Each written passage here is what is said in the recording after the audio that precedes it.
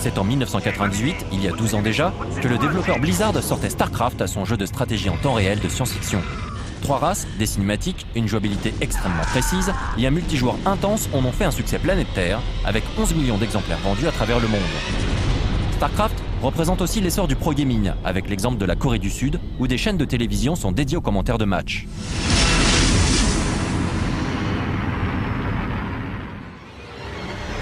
C'est en 2007 que Blizzard annonce qu'une suite est en préparation depuis 2003, et il y a quelques semaines, nous avons pu accéder au bêta-test multijoueur actuellement en cours de StarCraft 2, Wings of Liberty.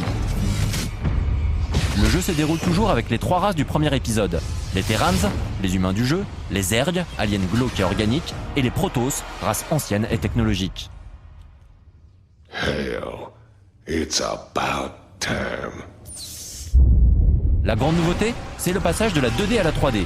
Même si le gameplay reste similaire, ce renouveau visuel est très agréable. On accède au multijoueur via le nouveau Battle.net, l'interface de Blizzard pour le jeu en ligne. Tout a été rénové et la mise en place d'un combat est simple et efficace. Ce nouveau Battle.net propose des statistiques privées et publiques, des classements, une liste d'amis et pour le moment pas moins de 7 ligues. Classées par niveau, les 3 premières sont or, platine et pro. Suivant ces résultats, le joueur montera ou descendra de ligue automatiquement. Lorsqu'on lance une partie, on note la très grande similitude avec le premier épisode. Pour Blizzard, on ne change pas une formule qui marche, on l'affine. On retrouve la même philosophie stratégique. Le joueur est très orienté sur le contrôle de la carte, l'expansionnisme et la capacité à produire de nouvelles unités en continu. Les unités disponibles ont subi un lifting, voire ont été remplacées. La différence notable semble être que les unités sont beaucoup plus spécialisées dans cet épisode. De ce fait, il faut vraiment privilégier la reconnaissance pour ne pas se faire prendre au dépourvu et préparer les contres les plus efficaces. Car on est toujours dans le pierre-papier-ciseaux, chaque unité a ses forces et ses faiblesses, et il n'y a pas vraiment d'unité bonne partout. Chaque race développe très vite des moyens de contourner les meilleures défenses des bases adverses. Dépôt d'unités par transport aérien, déplacement souterrain, unités capables de franchir les falaises, une variété qui rend les parties toujours très intéressantes. On retrouve certaines des cartes les plus célèbres du jeu, avec le fameux Lost Temple par exemple, un peu remis au goût du jour. Des petites nouveautés sont présentes. Des pilotes permettent d'avoir une vue longue portée quand on place des unités à côté d'eux par exemple. Certaines cartes proposent aussi des rochers qui barrent des chemins que l'on peut détruire pour avancer ou obtenir un accès par l'arrière à la base de l'adversaire. Des hautes herbes permettront même de camoufler des unités. On trouve toujours les ressources classiques, les minéraux et le gaz Vespen. Des gisements de minéraux jaunes ont fait leur apparition et indiquent des ressources en abondance. Outre les nouvelles unités et bâtiments, chaque race peut développer une capacité spéciale. Les Protoss peuvent accélérer une production de 100% ou bien une recherche de 50% pendant 20 secondes. Les Terrans peuvent augmenter le gain de minerais pendant quelques temps avec un ramasseur spécial, scanner la carte comme auparavant, ou bien augmenter la capacité d'un dépôt de ravitaillement.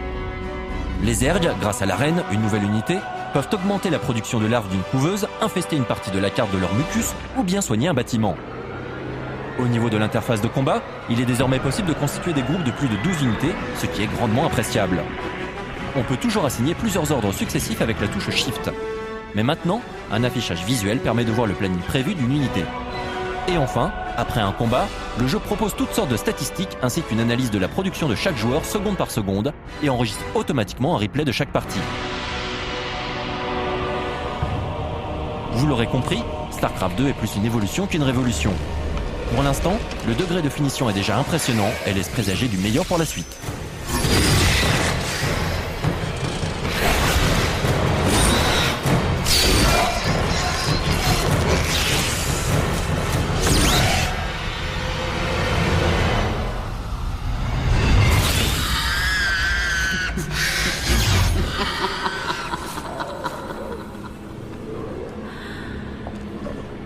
I knew you'd find your way here.